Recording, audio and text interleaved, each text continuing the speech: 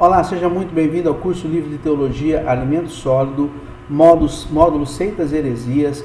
Nós vamos tratar hoje especificamente sobre o tema Espiritismo. Vamos falar bastante hoje, ou pelo menos uma boa parte hoje, do Espiritismo. Vamos lá, o Espiritismo ele está ligado ao ser humano, está ligado à humanidade desde os primórdios, desde muito antes, muito cedo.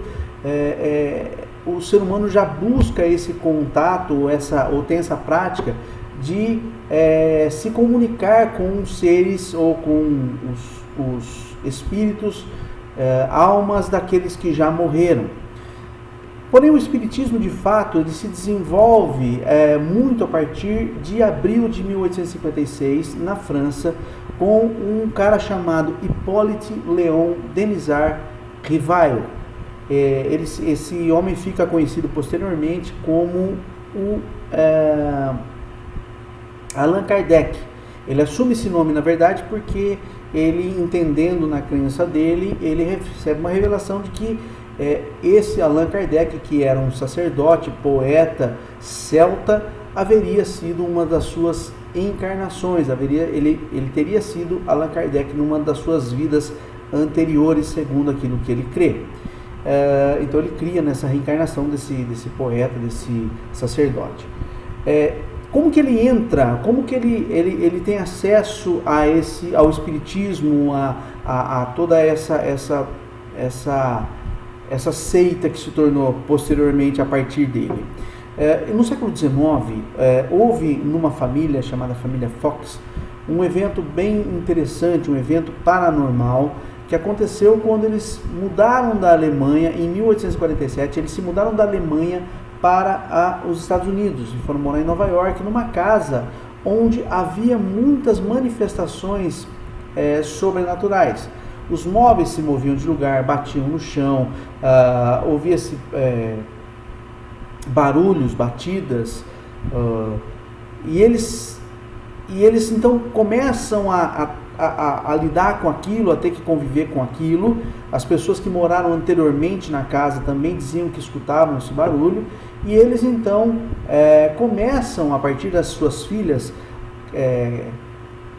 Kate e Elizabeth, começam então a tentar se comunicar com aqueles barulhos ou com aqueles espíritos que estavam ali. E eles então começam a gerar uma forma de se comunicar por batidas, por 2 batidas para sim, uma batida para não, e eles começam então, e esses supostos espíritos começam a responder então aos seus questionamentos. E eles então, segundo consta, o próprio Espiritismo conta isso, eles então descobrem, através dessa codificação desses barulhos, dessas batidas, dessas movimentações, eles então entendem e descobrem que essa pessoa, esse espírito que estava lá, é o espírito de alguém que teria sido assassinado naquela casa por um outro morador também daquela casa. E vão até o lugar onde o espírito havia os informado que o corpo estava lá, e 56 anos depois descobrem que supostamente, de fato, era aquele homem ter sido assassinado ali mesmo. Esse fenômeno começou a atrair muita gente, começou a atrair muitos curiosos para a casa da família Fox. O que acontece? Ele começa a sair dessa casa, então ele começa a se espalhar por alguns lugares dos Estados Unidos e posteriormente para a Europa. Chega na França no século XIX, chega na França em forma de uma outra manifestação, que era a manifestação das mesas girantes, que era praticamente o mesmo princípio, e as pessoas consultavam essas mesas, e essas mesas faziam movimentos, batiam, faziam barulhos que respondia os questionamentos dessas pessoas. Isso virou meio que uma moda no século XIX, nos salões da alta sociedade da Europa. Isso chama a atenção então do Rivail, chama a atenção dele, e ele então começa a ir nessas sessões para tentar descobrir. Ele era professor, ele era catedrático, ele era também estudioso de efeitos de magnetismo humano, de outras práticas, e ele então vai, por curiosidade, tentar entender o que acontece ali. E numa dessas sessões, ele então entende que aquilo é espiritual. Numa dessas sessões, ele tem contato com o espírito que falou com ele, supostamente teria falado com ele, e é chamado espírito de a verdade.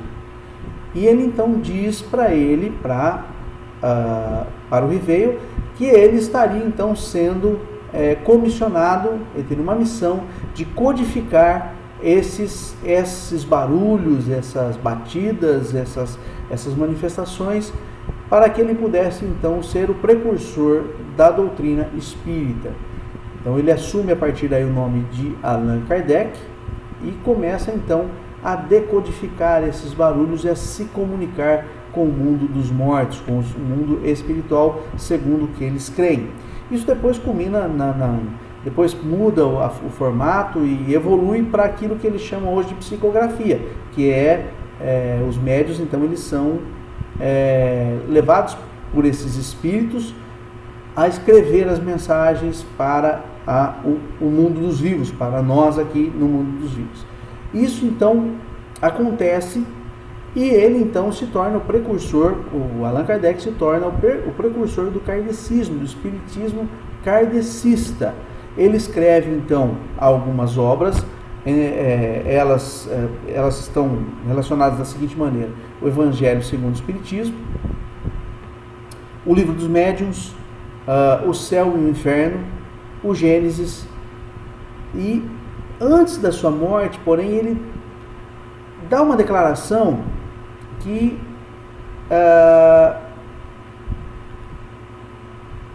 meio que invalida tudo aquilo que ele tinha dito, especialmente a respeito do Evangelho segundo o Espiritismo. Ele diz a seguinte frase: o Espiritismo, marchando com o progresso, jamais será ultrapassado, porque se as novas descobertas demonstrassem estar em erro sobre um certo ponto, ele se modificaria sobre esse ponto. Se uma nova verdade se revelar, ele a aceitará. Ou seja, nem o próprio Allan Kardec, escritor do Evangelho segundo o Espiritismo, atesta a absoluta verdade do que ele escreveu. Porque ele diz assim: olha, se nós descobrirmos daqui a pouco, ou surgir uma nova revelação de que nós estamos errados em algum ponto, a gente muda, a gente aceita, a gente muda. Então, quer dizer, não tem como nós dissermos que é uma verdade absoluta. Não dá para dizermos, porque ele próprio não atesta isso. Enquanto a Bíblia nos diz algo diferente. A Bíblia nos diz, em Tiago 1,17, que toda boa dádiva e todo dom perfeito vem do alto, descendo do Pai das luzes, em quem não há mudança e nem sombra de variação. Ora, se Deus é absoluto, se a verdade de Deus é absoluta, imutável, então como é que o Espiritismo pode ser de Deus se ele é passivo de mudanças, se caso tiver, eles entenderem que está errado? Entende? Então não dá para nós atestarmos. Se nem o próprio Allan Kardec atestava, nós não somos nós que vamos atestar. Pelo contrário, nós vamos submetê-lo à análise bíblica e aí nós vamos tirar as nossas conclusões baseadas naquilo que a palavra nos ensina, que a Bíblia nos ensina, que é o nosso livro de regra e fé, um único livro de regra e de fé e prática, ok? O Espiritismo ele se divide em mesa branca e baixo espiritismo. Vamos lá. Umbanda, Quimbanda, Candomblé são ali o chamado baixo espiritismo. A Umbanda é uma mistura entre kardecismo, catolicismo, budismo e mediunismo. Eles adoram os orixás, esses orixás se apresentam para eles como forças da natureza e incorporam seus médiuns para fazer o bem. Esse é a tônica da Umbanda. No mesmo terreno, porém, eles também se manifestam também os Exus, que segundo eles são as forças espirituais do mal, agressivas. Já na Quimbanda, eles invocam os mesmos orixás e os mesmos Exus, mas com foco, na verdade, em fazer o mal. O mesmo terreiro, engraçado é que o mesmo terreiro, ele tanto pode ter a sessão de Umbanda quanto a de Quimbanda. Já no candomblé, eles se dedicam aos orixás, eles desejam, têm os seus desejos, o desejo de alcançar os seus pedidos, só que eles fazem isso por meio de oferendas, eles fazem oferendas aos orixás, aos exus. É bom deixar claro que os três, eles são muito parecidos, eles chamam os seus espíritos de desencarnados, de guias, de orixás, de exus e tudo mais, e eles são muito parecidos entre eles. Mas o que eles são de verdade? De fato, eles são espíritos desencarnados? Vamos ver o que a Bíblia diz a respeito disso? Então, primeiro, Oséias, o texto de Oséias 4:12 vai nos dizer o seguinte. Oséias 4:12 vai nos dizer o seguinte: o meu povo consulta a sua madeira e a sua vara lhe responde, porque o espírito da luxúria os engana e prostituem-se apartando-se da sujeição do seu Deus. O que ele está dizendo aqui? Olha, o meu povo, Deus está dizendo aqui para o profeta Oséias, o meu povo, ele consulta a madeira. O que ele está dizendo? Que madeira é essa? Os seus ídolos, os seus postes ídolos, as suas estatuetas, os seus deuses, os seus espíritos, e a sua vara lhe responde. Por que eles respondem? Se é isso, por que eles respondem? Porque atrás disso há o que ele chama no texto de espírito da luxúria, que os engana. Então, são espíritos desencarnados? Não, são demônios enganadores, são espíritos de engano. Um outro texto, de 1 de Samuel 18, vai dizer também para nós que esses espíritos são espíritos malignos. Olha o texto que vai dizer: e aconteceu no outro dia, e o mau espírito da parte de Deus se apoderou de Saul e profetizava no meio da casa, e Davi tocava a harpa com sua mão, como nos outros dias. Saul, porém, tinha na sua mão uma lança.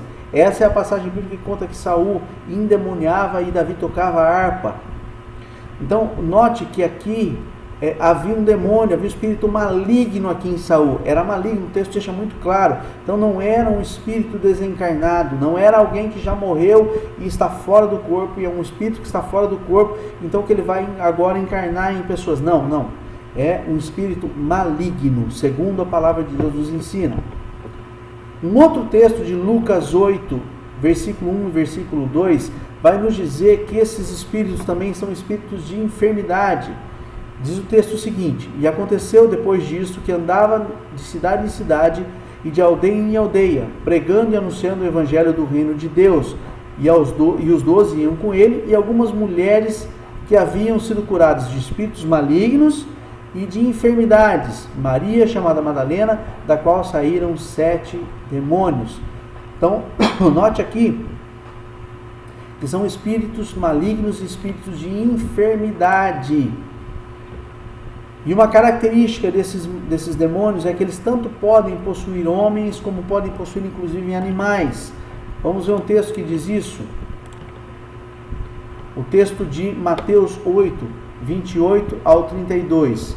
Diz assim: e tendo chegado ao outro lado, a província dos Genezarenos, saíram-lhe ao encontro 2 endemoniados vindos dos sepulcros, tão ferozes que ninguém podia passar por aquele caminho. E eis que clamaram os demônios, dizendo: que temos nós contigo, Jesus, Filho de Deus? Vieste aqui atormentar-nos antes do tempo? E andava pastando diante deles uma manada de porcos, de muitos porcos. E os demônios rogaram-lhe, dizendo: se nos expulsas, permite-nos que entremos naquela manada de porcos. E ele lhes disse: ide. E saindo eles, se introduziram na manada dos porcos, e eis que toda aquela manada de porcos se precipitou no mar por um despenhadeiro, e morreram nas águas. Então note que aqui, primeiro estavam em 2 endemoniados, depois eles saíram desses endemoniados e foram para os porcos. Então eles são capazes sim de possuir tanto homens quanto animais. Agora, será que esses espíritos, como eles chamam de espíritos desencarnados, são bonzinhos? são bons? Eles se manifestam assim? Vamos ver como eles se manifestam. Texto de Atos 16, no versículo 16 também, até o 18. Vai dizer o seguinte, o texto para nós. E aconteceu que, indo nós à oração, nos saiu ao encontro uma jovem, que tinha o espírito de adivinhação, a qual, adivinhando, dava grande lucro aos seus senhores. E esta, seguindo Paulo e a nós, clamava dizendo: estes homens que nos anunciam o caminho da salvação são servos do Deus Altíssimo. E isso fez ela por muitos dias, mas Paulo, perturbado, voltou-se e disse ao espírito: em nome de Jesus Cristo te mando que saias dela. E na mesma hora saiu. E vendo os seus senhores que a esperança do seu lucro estava perdida, prenderam a Paulo e Silas e levaram à praça na presença dos magistrados. E apresentando-os aos magistrados, disseram: estes homens, sendo judeus, perturbam a nossa cidade. Olha só que interessante aqui. Essa mulher, com o espírito de adivinhação, com o demônio, estava dizendo a respeito de Paulo e Silas e dos que estavam com eles, uma verdade, que sim, eles anunciavam o Evangelho, eles anunciavam o caminho da salvação, e eles eram sim servos do Deus Altíssimo. Ela não estava mentindo com relação a isso. Isso era uma verdade. Mas o que ela fez? O que ela estava fazendo? Ela estava perturbando os dois, ou aqueles que estavam com eles, certo? Com essa fala, por muitos dias. Por muitos dias. Paulo, então, expulsa esse demônio dela. O que acontece com Paulo? Eles são presos. Eles são levados diante do magistrado. Olha que loucura. Então, ela estava dizendo mentira? Não estava dizendo mentira, estava dizendo uma verdade. Mas a intenção dessa verdade era causar dano a Paulo e Silas e aos que estavam com eles. Então note que muitas vezes esses demônios vão dizer verdades, vão impor verdades para nós. E você tem que discernir se essa verdade vem do Espírito ou não. Porque eles se valem dessa estratégia muitas vezes para nos enganar. Eles são enganadores. É isso que eu quero dizer para você. Eles não são bonzinhos, eles não são espíritos bons, eles são espíritos enganadores. Eles vêm para nos enganar, nos induzir ao erro, nos induzir ao dano, trazer dano para nós. E eles manifestam também, eles são tão enganadores que eles se manifestam também como anjos de luz. Olha o texto de 2 Coríntios 11, no versículo 13 até o 15. O texto diz assim: porque tais falsos apóstolos são obreiros fraudulentos. Paulo está falando dos coríntios, dos falsos apóstolos, aqueles que se fingiam de apóstolos, se travestiam de apóstolos, mas não o eram obreiros fraudulentos. E ele continua, transfigurando-se em apóstolos de Cristo. Então eles eram apóstolos e obreiros fraudulentos que se transfiguravam em apóstolos de Cristo, ou fingiam ser. E não é maravilha, ou seja, não é surpreendente.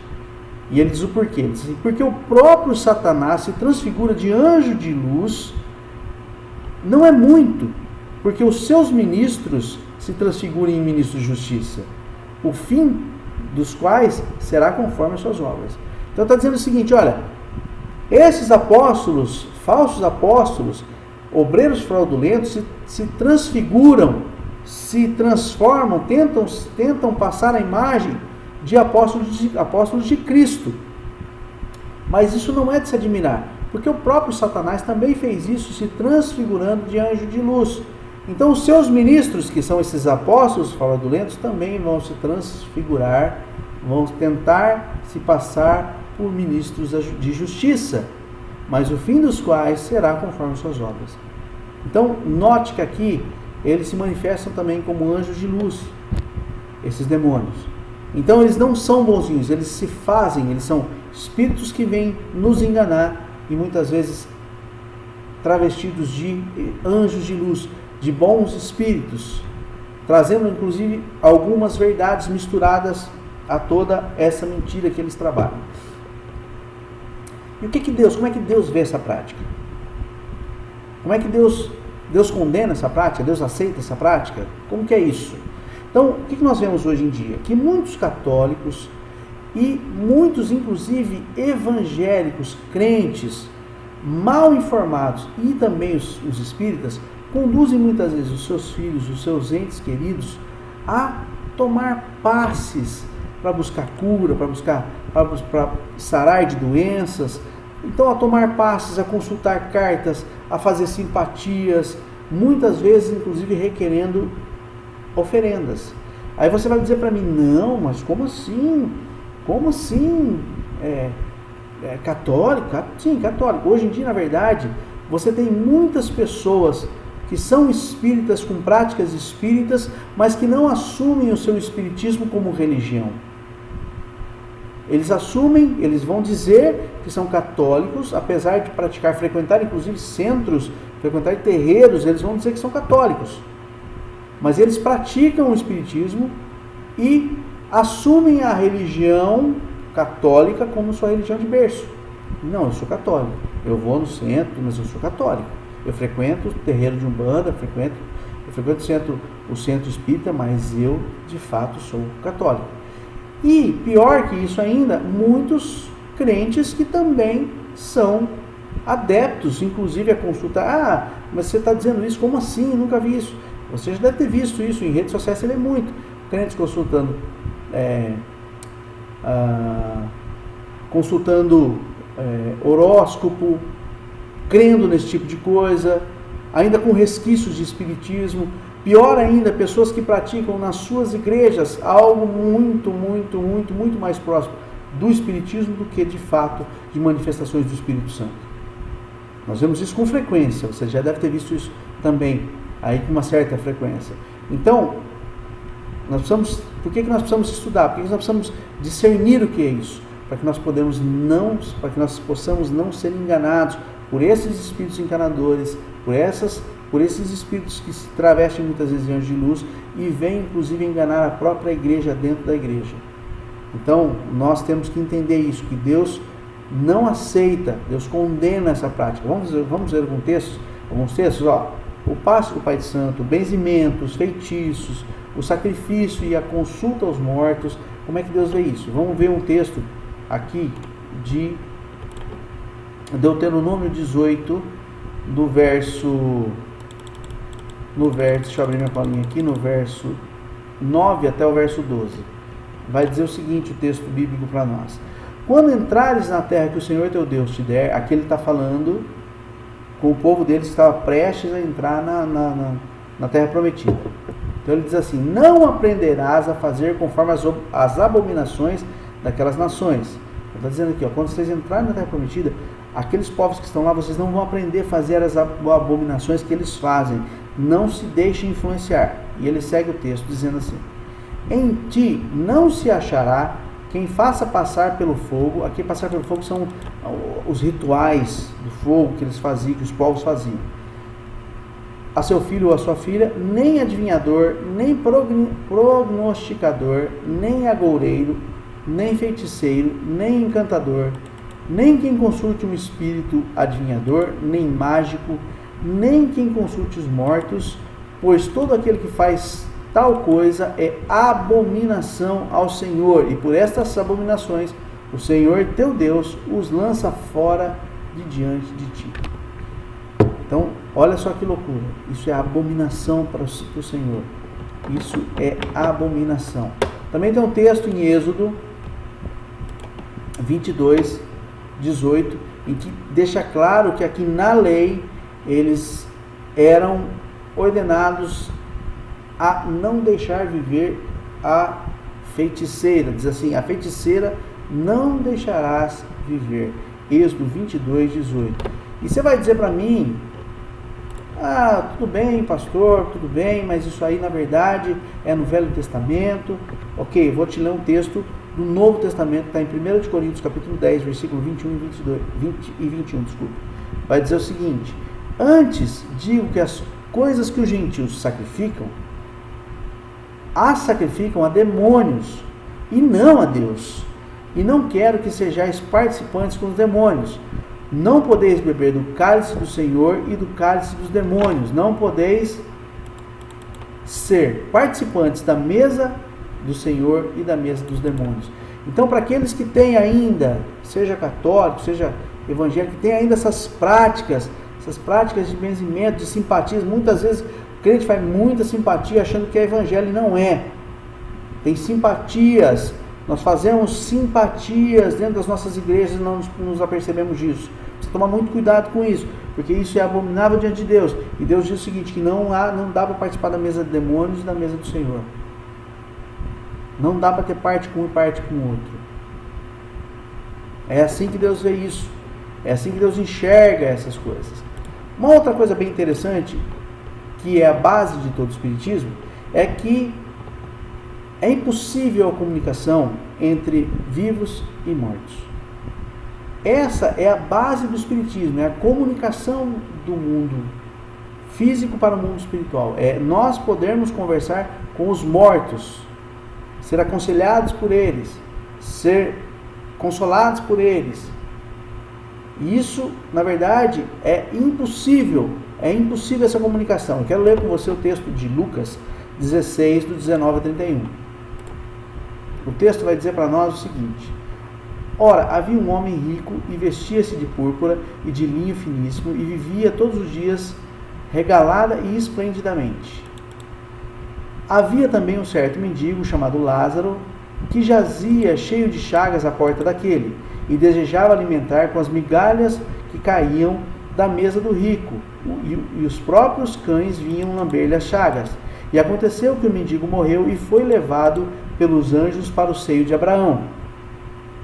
E morreu também o rico e foi sepultado, e no inferno ergueu os olhos, estando em tormentos, viu de longe a Abraão e a Lázaro no seu seio, e clamando disse: Pai Abraão, tem misericórdia de mim, e manda Lázaro que molhe na água a ponta do seu dedo e me refresque a língua, porque estou atormentado nessa chama.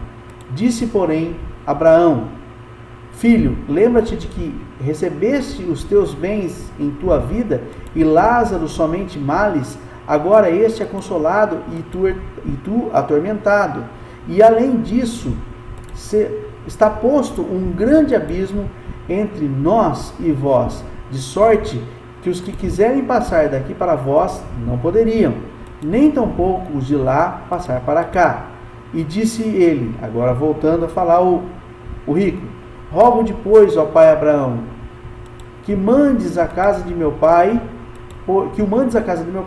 pois tenho 5 irmãos, para que lhes dê testemunho, a fim de que não venham também para este lugar de tormento. Disse-lhe Abraão: Tem Moisés e os profetas, ouçam-nos. E disse ele: Não, pai Abraão, mas se algum dentre os mortos for ter com eles, arrepender-se-ão. Porém Abraão lhe disse: Se não ouvem a Moisés e aos seus profetas, tampouco acreditarão, ainda que um dos mortos faça isso, ainda que em um dos mortos. Então vamos entender esse texto. Primeiro o seguinte: morre o rico e morre o Lázaro. O rico vai para o inferno, Lázaro vai para o seio de Abraão.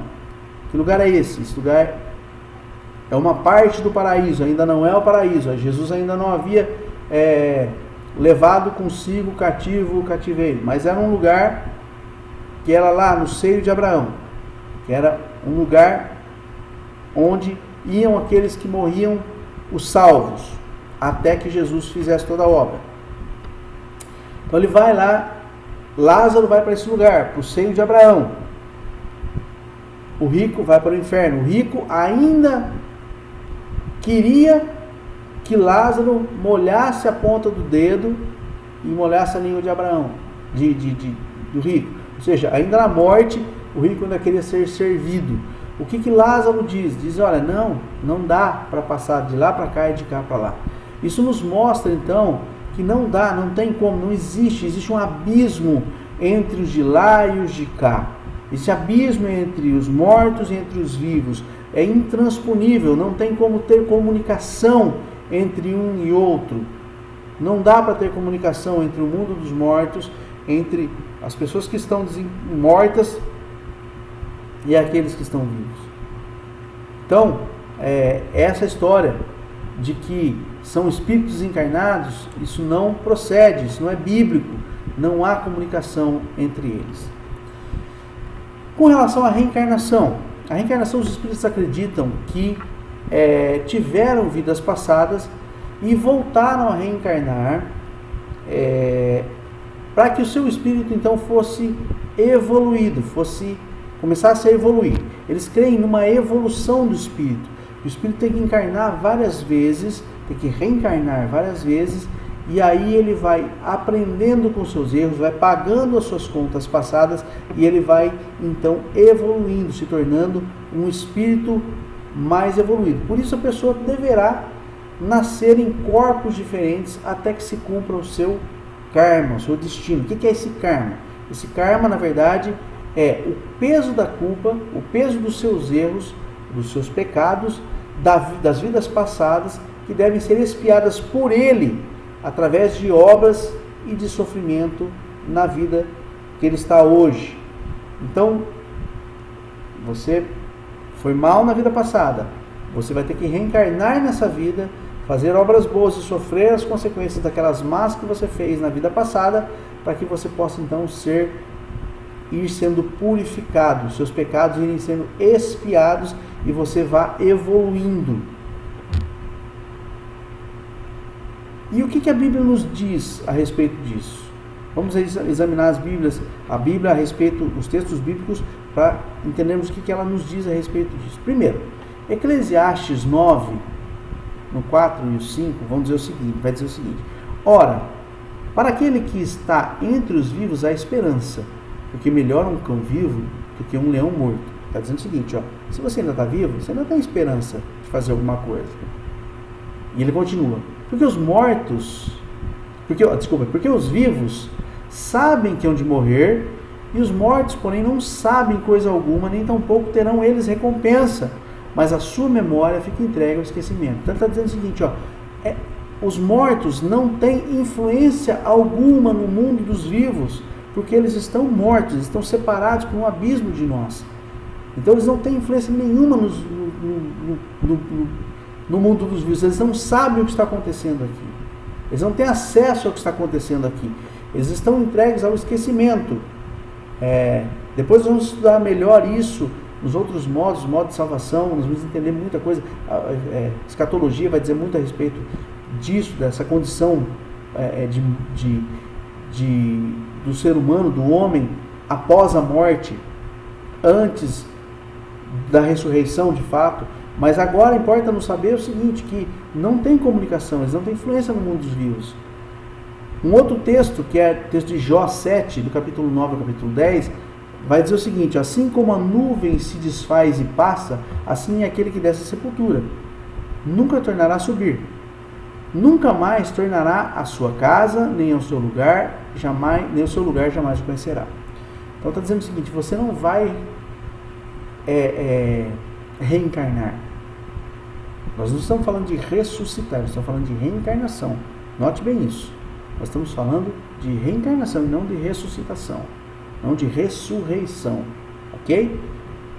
Reencarnação você morre e o seu espírito sai de um corpo, a sua alma sai de um corpo e vai reencarnar em outro.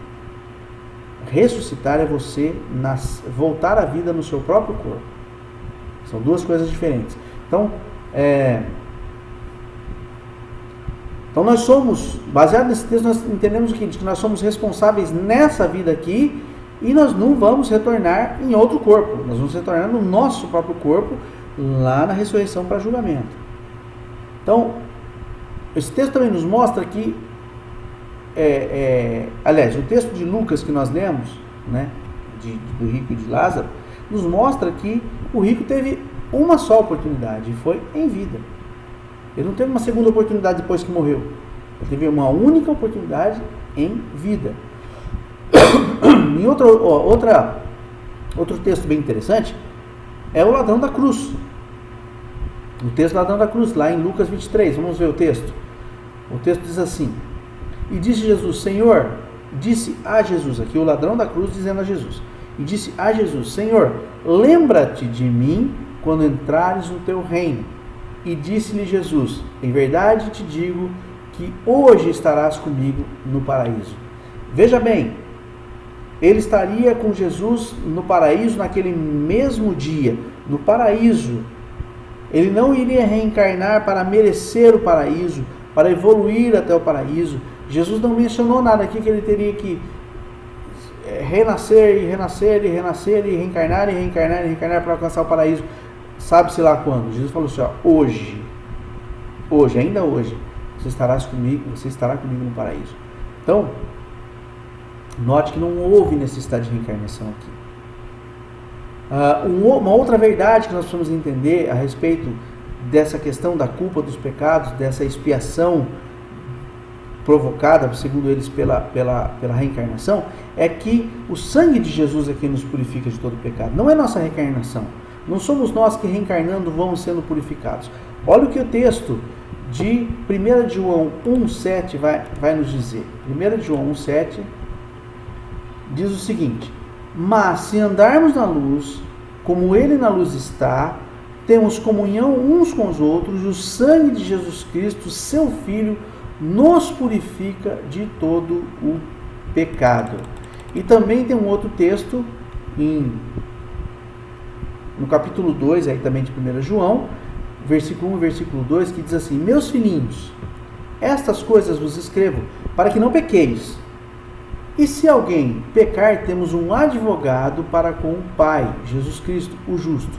Ele é a propiciação pelos nossos pecados, e não somente pelos nossos, mas também pelos pecados de todo o mundo. Então, veja bem o que está dizendo aqui esses textos. Esse texto agora aqui, do capítulo 2, está dizendo assim: ele é a propiciação, ele tornou propício a nossa salvação. Ele tornou propício a justificação dos nossos pecados, a limpeza, a nossa purificação. Foi Ele, Jesus Cristo, o justo, que fez isso. Não fomos nós nas nossas reencarnações. Não fomos nós reencarnando, morrendo, renascendo em outro corpo, morrendo, renascendo em outro corpo. Não. Jesus Cristo nos purifica de todo pecado. Uma outra verdade que vai totalmente contra isso que eles pregam a respeito da expiação própria dos pecados através da reencarnação é que Deus é quem perdoa e nos salva pela sua graça. Efésios 2, 8 e 9. Nós somos salvos pela graça mediante a fé. Graça, dom imerecido. Fé, dom de Deus. E ele continua o texto. Nós somos salvos pela graça mediante a fé, e isso não vem de vós, é dom de Deus, para que ninguém se glorie. Então ele já deixa claro, olha, isso é dom de Deus. A graça é mérito de Jesus, não é nosso. Nós não merecemos isso, e a fé é um dom que Ele nos dá, para que nós tenhamos acesso a essa graça e, portanto, acesso à salvação. Sejamos salvos pela graça mediante a fé.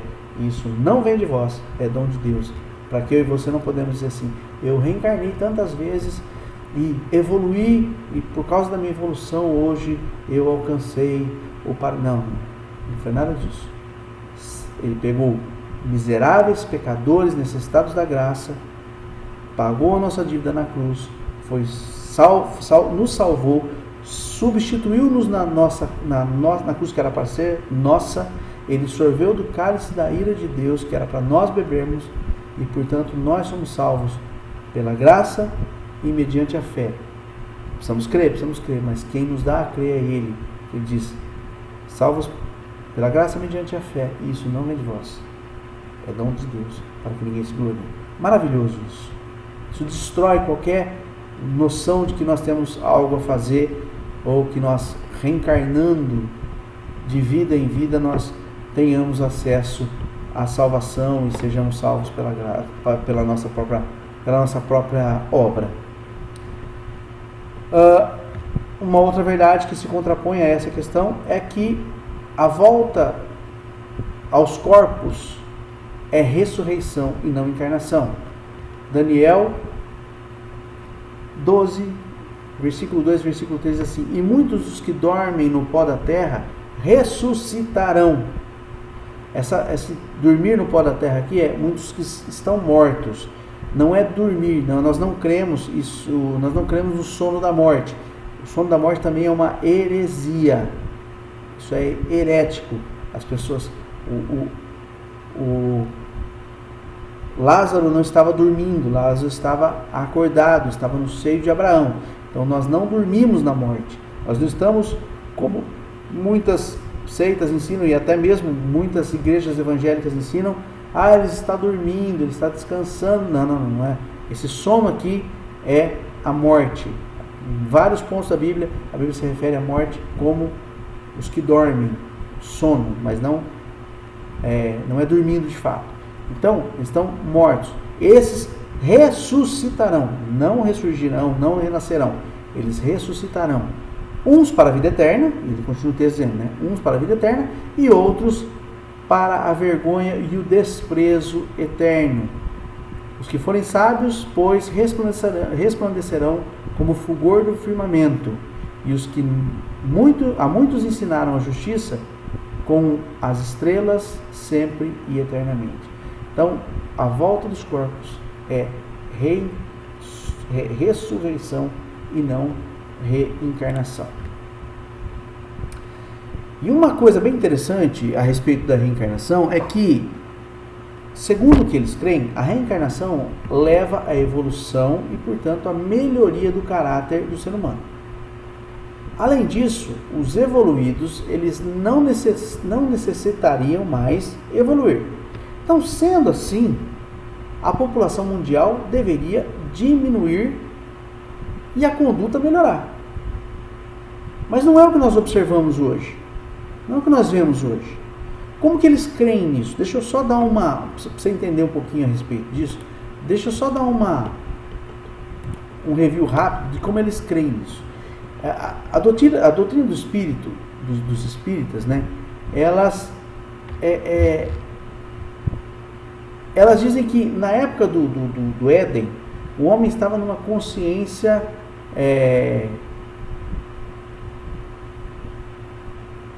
sem consciência moral. Ele não tinha noção do que era o certo e do que era o errado. Isso é uma verdade. Ele não tinha consciência do que era o certo e errado, e portanto ele não precisaria fazer expiação nenhuma. Aí veio o advento do conhecimento do que era certo e do que era errado, quando ele come do fruto da árvore do conhecimento do bem e do mal. Então eles julgam isso como algo bom que aconteceu para o homem, porque despertou o homem para a consciência do que era bom e o que era mal. Então ele passa a ter a condição de escolher o que ele quer fazer, o bem ou o mal, e ele também passa a ter a responsabilidade sobre aquilo que ele faz. Então isso eles chamam do período que ele começa então ele abandona a ingenuidade moral que eles chamam, certo? E as almas então passam a ser responsáveis pelos seus atos e então tem que ser submetidas às expiações. Quando essa árvore... Deixa eu ler para você o texto que vai ficar mais fácil de entender. Diz assim, quando essas almas provaram do fruto da árvore da ciência do bem e do mal, isto é, quando a sua consciência tornou-se madura e se tornaram espíritos, eles alegam que aí nós nos tornamos espíritos. Elas foram expulsas do Éden da ingenuidade e passaram a comer o pão do suor do seu rosto, isto é, tornaram-se responsáveis pelos seus atos, submetendo-se, a partir de então, à lei da casualidade, ou da causalidade.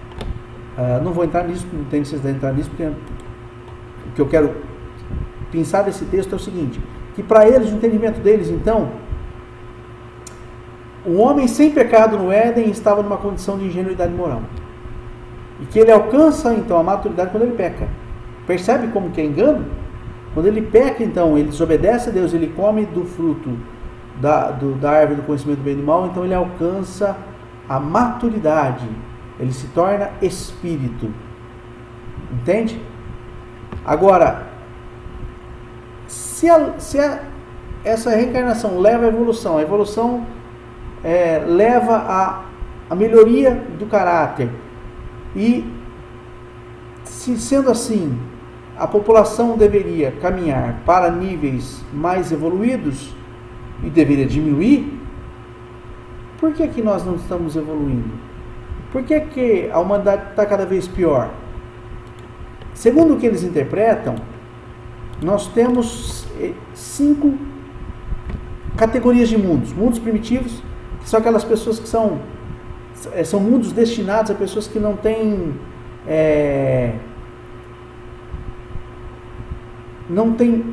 praticamente nada de consciência, ou são pessoas que as pessoas ainda estão em estado primitivo, um senso moral pouco desenvolvido. E aí você tem os mundos de expiação de provas, que são mundos que essas pessoas vêm, que as almas vêm para expiar os seus pecados. Nesses mundos ainda, o mal ainda é dominante, os espíritos ainda tem entre eles o mal, e embora haja a prática do bem, algumas espécies de animais são exploradas, a natureza é explorada e tudo mais, gente tirando vantagem de gente. É um mundo que as pessoas vêm para pagar os seus pecados, para expiar os seus pecados, para se tornar pessoas melhores. Depois você tem os mundos,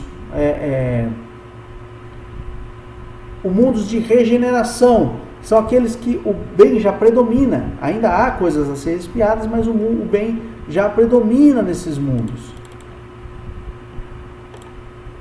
E tem os mundos, além desses mundos, do mundo os primitivos, os mundos de expiação e prova, e os mundos de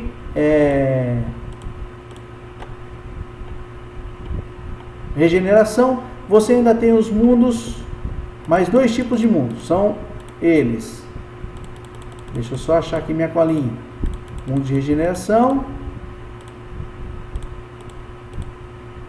os mundos ditosos, que são mundos em que o bem já prevalece, o bem sobrepuja o mal. Você tem também, aí não são, o ser humano não é explorado, ou é menos explorado por outros seres humanos. Os animais têm uma consciência maior, eles não são explorados, não são usados como alimento.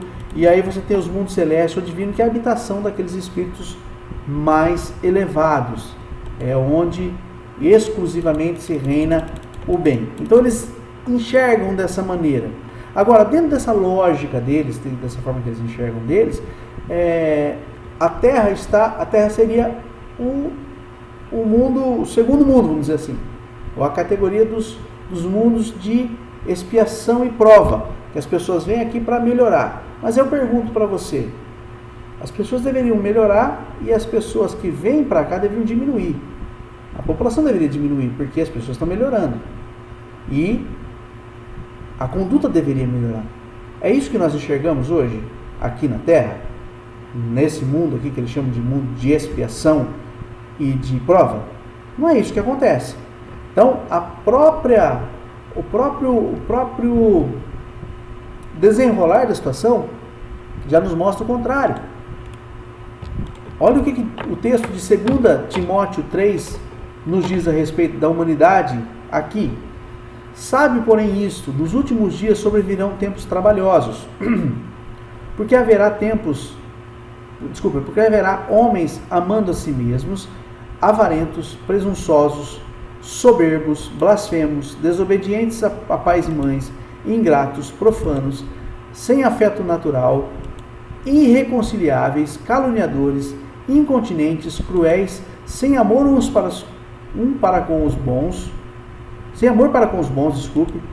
traidores, obstinados, orgulhosos, mais amigos dos deleites do que amigos de Deus, tendo a aparência de piedade, mas negando a eficácia dela. Destes, afasta-te, porque deste número são os que se introduzem pelas casas e levam cativas as mulheres nécias carregadas de pecados, levadas com várias concupiscências, que aprendem sempre e nunca podem chegar ao conhecimento da verdade. E como Janes e James, ele segue o texto, mas dizendo basicamente o seguinte, que a humanidade caminha de fato para uma deterioração. Isso é bíblico, está lá na Bíblia, e além disso ser bíblico, nós vemos isso a olhos vistos, nós vemos isso acontecer, estamos vendo isso acontecer. Então, se de fato isso fosse verdade, o que eles pregam a respeito da evolução do ser humano, nós deveríamos estar evoluindo. E não é isso que acontece. A humanidade está na contramão do que eles estão dizendo. A humanidade está assim no fluxo em que a Bíblia nos diz que ela deveria estar. Então a população da Terra só aumenta em número, há risco de faltar alimento. As pessoas estão cada vez mais violentas, cada vez mais desobedientes, cada vez mais difíceis de relacionamento, cada vez mais cruéis, cada vez mais exploradoras uns dos outros. É exatamente o contrário do que eles pregam com relação a esta evolução. Como que eles veem Jesus Cristo? Como que é Jesus Cristo segundo o Espiritismo? Então, para eles, Jesus Cristo, ele é um espírito evoluído. Simplesmente isso. É uma pessoa, um mestre que deve ser copiado, deve ser imitado, mas porque esse mestre vai te levar a um estágio de evolução. Eles negam que Cristo é Deus, que Cristo ressuscitou. Eles dizem que Cristo aparece após a sua morte em espírito aos discípulos e que ele não ressuscitou dos mortos.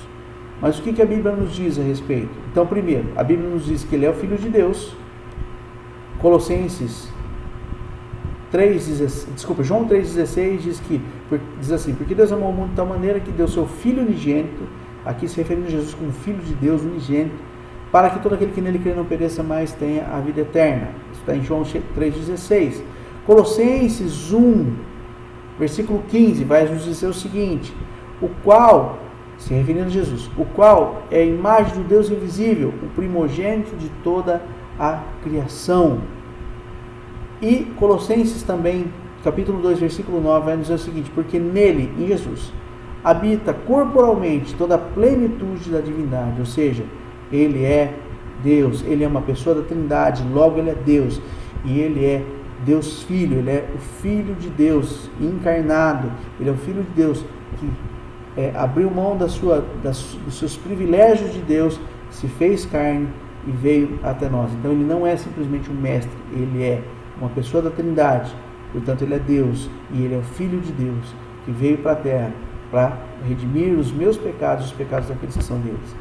Então, ele também é o único caminho para a salvação. Ele não é apenas um homem evoluído, ele é o único caminho para a salvação. O texto de João 14,6 diz assim: disse-lhe Jesus: eu sou o caminho, a verdade e a vida, ninguém vem ao Pai senão por mim. O texto também de Atos 4,12 vai nos dizer que em nenhum outro há salvação, porque também debaixo do céu nenhum outro nome há dado entre os homens pelo qual devamos ser salvos. Então não é o meu nome, não é a minha obra, não é as obras de Allan Kardec, não são as obras de homens que vão nos trazer a salvação. Só nele, só ele debaixo do céu tem um nome que está acima de todo nome e que pelo qual nos importa que sejamos salvos. Só Jesus. Então ele não é um espírito evoluído. Ele não é simplesmente um espírito que teve muitas encarnações e que chegou à evolução. Ele é o Salvador do mundo. Ele é o nosso Redentor. Ele é Deus. Ele é o Filho de Deus, o unigênito de toda a criação.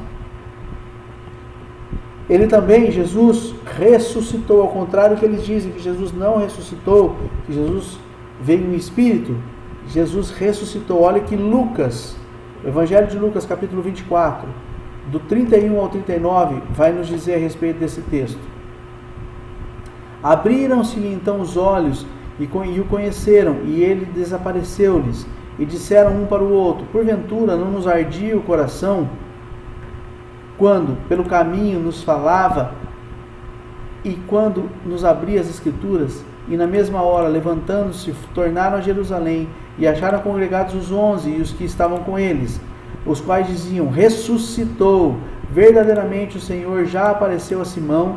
E eles contaram o que lhes aconteceram no caminho, e como deles fora conhecido no partir do pão. E falando eles destas coisas, o mesmo Jesus se apresentou no meio deles e disse-lhe: paz seja convosco. E eles, espantados e atemorizados, pensavam que viam algum espírito. E ele, interessante essa parte, ele lhes disse: por que estáis perturbados? Por que sobem tais pensamentos aos vossos corações? Vede as minhas mãos e os meus pés, não sou eu mesmo? Apalpai-me e vede, pois um espírito não tem carne e nem ossos, como vedes que eu tenho. Lucas 24, 31 ao 39. Então note que aqui ele se apresenta no meio dos discípulos. Essa história aqui é a história dos discípulos do caminho de Emaús, que encontraram ele e que não conheceram, e depois, posteriormente, eles o reconheceram e voltaram para Jerusalém, foram se reunir com os discípulos, e ele se apresenta, Jesus se apresenta no meio deles, de novo, em carne, e mostra: olha, toca as minhas feridas, um espírito tem carne, tem ossos, eu tenho carne, tenho ossos. Ou seja, o que estava se apresentando para eles ali era, de fato, Jesus Cristo glorificado, não reencarnado, ressuscitado, de volta ao seu corpo, glorificado, é fato. Não era um corpo apenas físico, era um corpo revestido de glória, como nós vamos ter no final na consumação dos tempos. Sim, querendo Deus que seja assim. Mas não era um espírito como os espíritas nos dizem. E esse Cristo que ressuscitou em carne e osso é Deus. João 1:1. No princípio era o Verbo, e o Verbo era Deus, e o Verbo estava com Deus. O Verbo estava com Deus, e o Verbo era Deus. Então, Jesus está sendo por eles diminuído, para que eles cresçam, para que a obra deles, para que as suas obras, nas suas reencarnações, eles acham que existem, possam purificá-los. Ou seja, eles tiram Jesus do centro do Evangelho. Por isso eles têm que criar um Evangelho segundo o Espiritismo. Porque esse Evangelho verdadeiro não cabe para eles. A crença deles não cabe nesse Evangelho verdadeiro. É o mesmo princípio das outras seitas. As outras seitas têm esse problema. Elas têm que criar livros, elas têm que criar um outro evangelho, um complemento para a Bíblia, algo que vá transformar as doutrinas dele em algo que se encaixe nas Escrituras, ou nas suas Escrituras. E não é o que acontece. Nós não transformamos a Escritura de acordo com o que cremos. Nós nos transformamos de acordo com o que a Escritura nos diz. Seguindo, o que eles dizem sobre Satanás e o inferno? O que os espíritas dizem? Para eles, então, Satanás é uma simples personificação do mal. Não é um ser, não é um ente espiritual. Não. Ele é a personificação do mal apenas. E o que eles chamam de diabo ou de demônios são espíritos atrasados, são espíritos não evoluídos que ainda estão fazendo o mal, que ainda estão praticando más obras.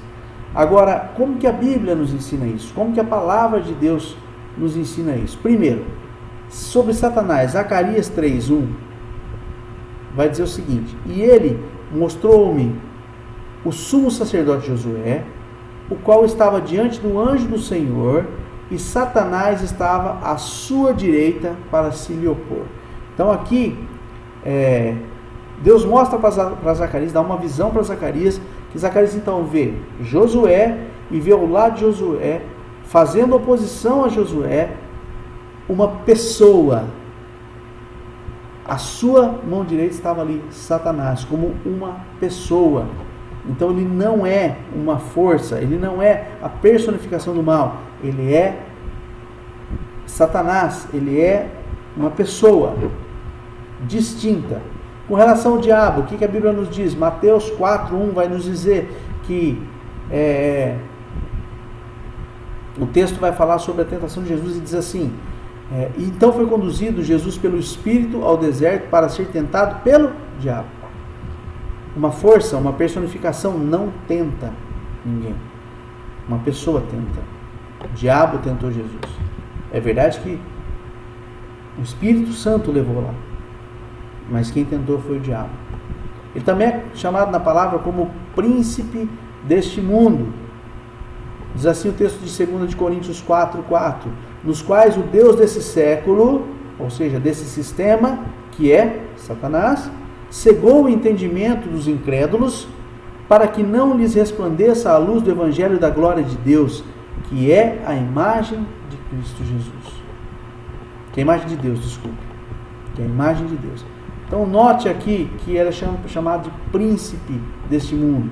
O texto de Efésios 2:2 vai dizer assim, em quem no outro tempo andastes segundo o curso deste mundo, segundo o príncipe da potestade do ar, do espírito que agora opera nos filhos da desobediência, falando a respeito de Satanás.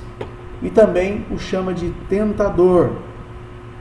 Primeira carta aos Tessalonicenses, capítulo 3, versículo 5, vai dizer o seguinte, portanto, não podendo eu também esperar mais, mandei-o saber da vossa fé, temendo que o tentador vos tentasse e o vosso trabalho viesse a ser inútil. Então Paulo aqui está falando, olha, eu não podendo esperar mais, eu vim aqui, né, eu mandei saber da vossa fé, quis saber notícias a respeito, com medo de que vocês tivessem sido tentados pelo tentador, pelo diabo, por Satanás. Então também se eles têm uma visão errada a respeito de Cristo, isso é uma visão errada a respeito de Satanás, do diabo. Para eles o inferno não existe. Para eles o inferno não é um lugar de condenação. A maioria das seitas, aliás, creem dessa maneira. Negam a existência do inferno, da condenação eterna. Então, para isso nós vamos só ler 2 textos, a gente já falou isso em outras seitas, mas eu quero, aliás, vamos ler só o texto de Judas 1:7, que vai dizer o seguinte, assim como Sodoma e Gomorra e as cidades circunvizinhas, que, havendo entregue-se à fornicação, como aqueles, e ido após outra carne, foram postas, por exemplo, sofrendo a pena do fogo eterno. Então, sim, há condenação eterna, há sim o inferno, existe sim o inferno, não foi inaugurado ainda, como nós estudaremos isso em escatologia, mas sim, de fato, ele existe. Queridos, falei a respeito do Espiritismo, não falei sobre Chico Xavier.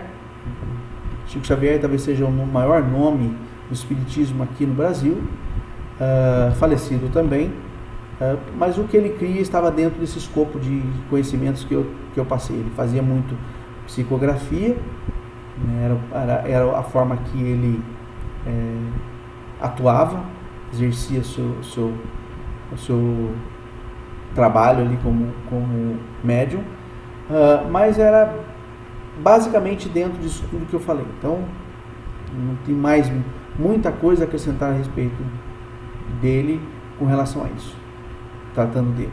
Então basicamente o que eu tinha para passar para vocês do Espiritismo é isso aí. Se você quiser saber um pouco mais, eu sempre digo que tem bastante material na internet para você saber, só aprenda para você combater as heresias, os enganos, os sofismas que essas seitas trazem.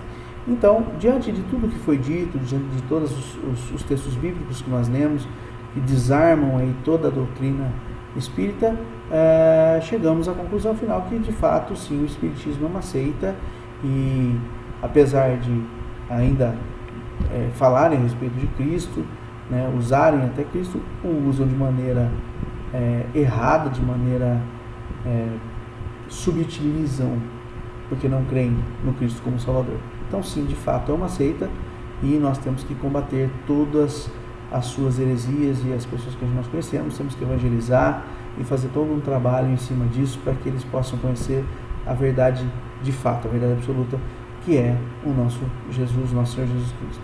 Amém? Deus abençoe sua vida. Eu espero você para a próxima aula.